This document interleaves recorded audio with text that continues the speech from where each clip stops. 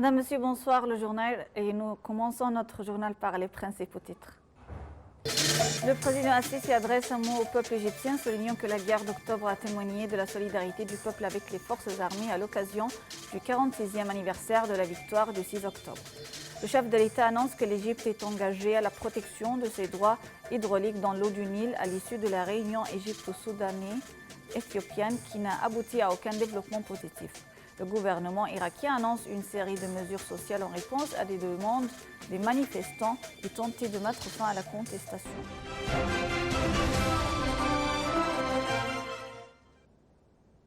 L'Égypte célèbre aujourd'hui le 46e anniversaire de la victoire du 6 octobre, la guerre la plus glorieuse de l'histoire contemporaine. À cette occasion, le président Abdel Fattah el-Sisi a adressé un mot au peuple égyptien. Il a souligné que la guerre du 6 octobre a témoigné de la solidarité du peuple égyptien avec les forces armées, affirmant que les nouvelles générations ont le droit de connaître ce qui s'est passé au cours de cette période.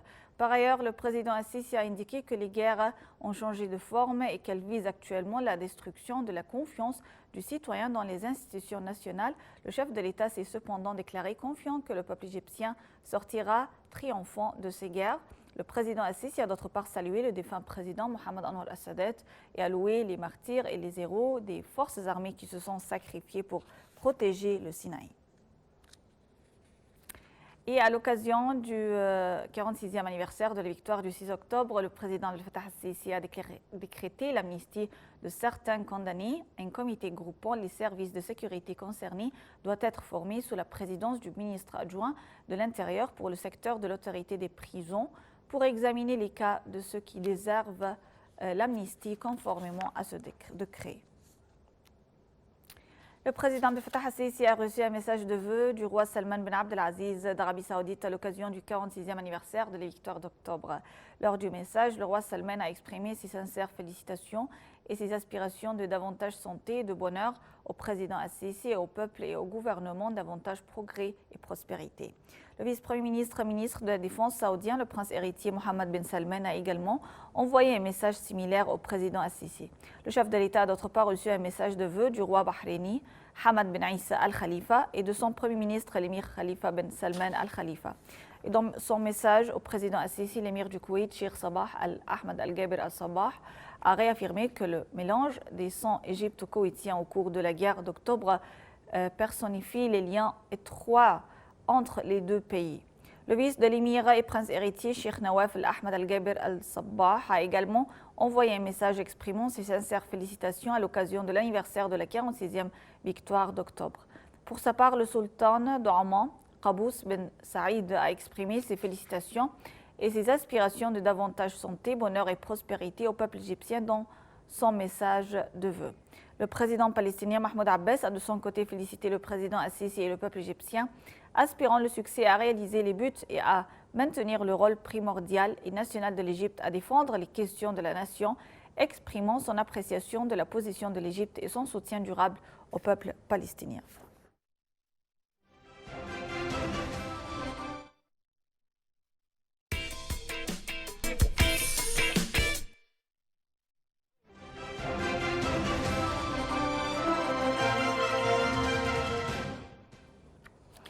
Le président al-Sisi a parallèlement reçu des messages de félicitations des hauts responsables de l'État à l'occasion de cette journée commémorant la gloire de l'Égypte. Le commandant général des forces armées, ministre de la Défense et de la production militaire, le grand imam d'Al-Azhar, le mufti de la République et le patriarche d'Alexandrie et de la prédication de Saint-Marc ont adressé leurs félicitations au président al-Sisi en cette occasion, souhaitant davantage prospérité et progrès à l'Égypte. D'autre part, le chef de l'autorité nationale des informations, Hussein Zain, a félicité le président al-Sisi à l'occasion de l'anniversaire des victoires glorieuses d'Égypte. Le président Abdel Fattah el-Sisi a écrit sur sa page officielle de Facebook « J'ai suivi de près les résultats de la réunion tripartite des ministres de l'irrigation de l'Égypte, du Soudan et de l'Éthiopie sur le dossier du barrage de l'Éthiopien de la Renaissance. La réunion n'a abouti à aucun développement positif. Je confirme que l'État égyptien est engagé à la protection de ses droits hydrauliques dans l'eau du Nil et que l'État continue à entreprendre toutes les mesures nécessaires sur le plan politique conformément à la loi internationale pour préserver ses droits. Le porte-parole de la présidence, l'ambassadeur Bassam Rodi, a appelé dans un communiqué les États-Unis à jouer un rôle actif dans les négociations entre l'Égypte, le Soudan et l'Éthiopie qui ont abouti à une impasse. M. Rodi a également déclaré que l'Égypte a souligné la nécessité de l'intervention d'un pays tiers pour sortir de l'impasse et résoudre le différend.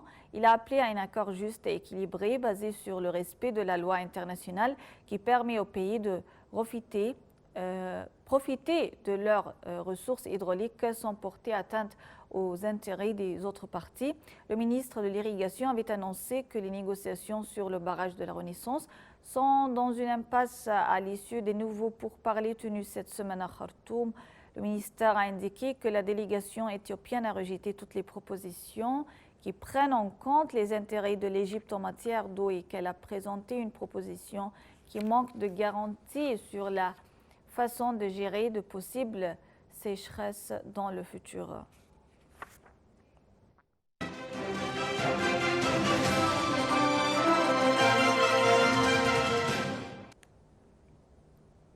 L'Égypte a souligné qu'elle soutient les droits de Chypre et sa souveraineté sur ses ressources dans la région de l'Est de la Méditerranée et inclut les zones où elle est autorisée à explorer offshore le pétrole et le gaz naturel. L'Égypte a également mis en garde contre la poursuite des actes unilatéraux qui violent les droits chypriotes et qui menacent la stabilité et la sécurité dans l'Est de la Méditerranée. L'Égypte a ainsi affirmé la nécessité de respecter la loi international gérant cette affaire.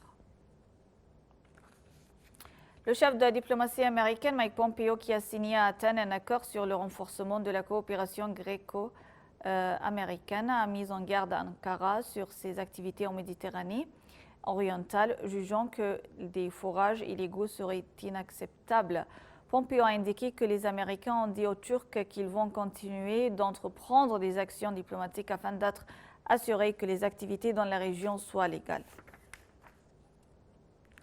Le gouvernement irakien a annoncé ce matin une série de mesures sociales en réponse à des demandes des manifestants et tenté de mettre fin à la contestation au cours de laquelle près de 100 personnes ont été tuées en moins d'une semaine. À l'issue d'un conseil extraordinaire, le gouvernement d'Adel Abdelmahdi a annoncé un décret ordonnant 17 mesures sociales allant de l'aide au logement à l'allocation de pension aux jeunes sans emploi. Il a également décidé la construction de 100 000 logements alors qu'en septembre, les autorités locales de plusieurs régions du pays avaient entamé des destructions de maisons situées dans des quartiers informels où vivent 3 millions d'Irakiens qui ont construit sans autorisation sur des terrains de l'État.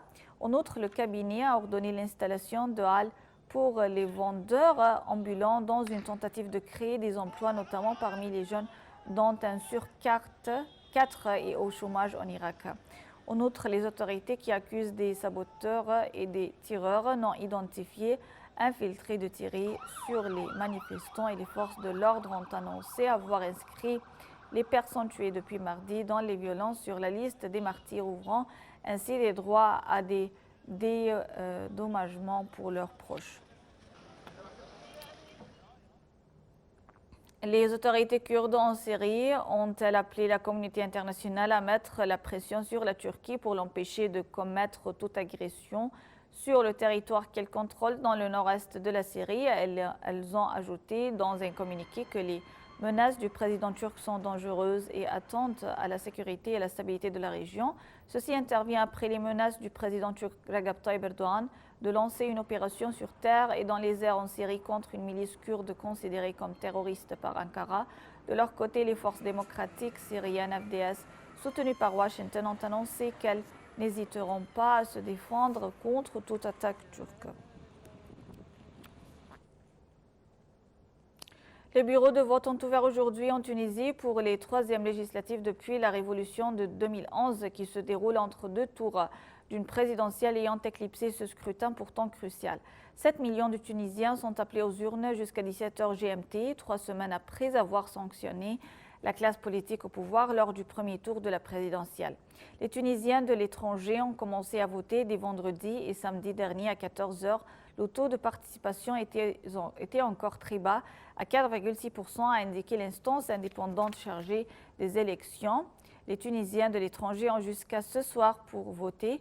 Une file d'électeurs patientait comme souvent devant les bureaux de vote ce matin à Tunis. Mais il y avait peu de jeunes parmi eux. Plus de 15 000 candidats se disputent 217 sièges dans un parlement jusqu'à-là dominé par le parti d'inspiration islamiste Ennahda, qui avait fait alliance avec le principal parti du centre, Neda Tunis, depuis décimé par des luttes de pouvoir. Les résultats préliminaires sont attendus le 9 octobre.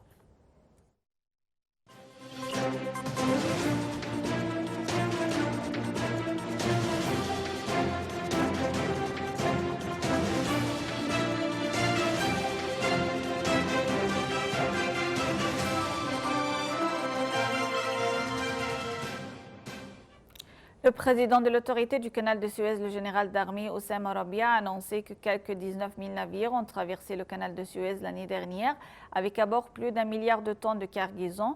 Dans des déclarations à la TV égyptienne, le général d'armée Houssam Rabia a ajouté que les revenus du canal ont atteint 6 milliards de dollars au cours de la même période.